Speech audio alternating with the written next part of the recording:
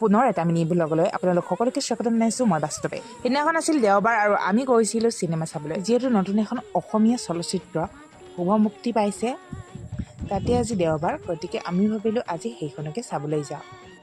আৰু চিনেমাখন হৈছে ককাদেউতা নাতি আৰু হাতী 2।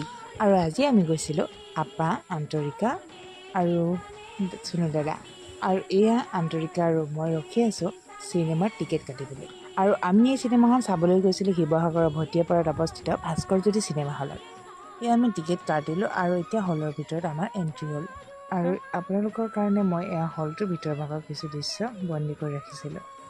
চিনেমা আৰম্ভ হ'বলৈ অকণমান সময় আছিল, গতিকে আমি চিনেমা হলৰ লাউঞ্জতে অকণমান ৱেইট কৰিলোঁ।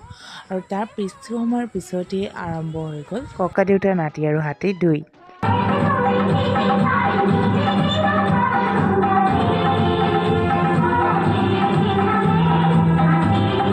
আৰু ইণ্টাৰভেলৰ মাজতে এয়া আমি পপকৰ্ণ আৰু বেবিকৰ্ণ আনিলোঁ।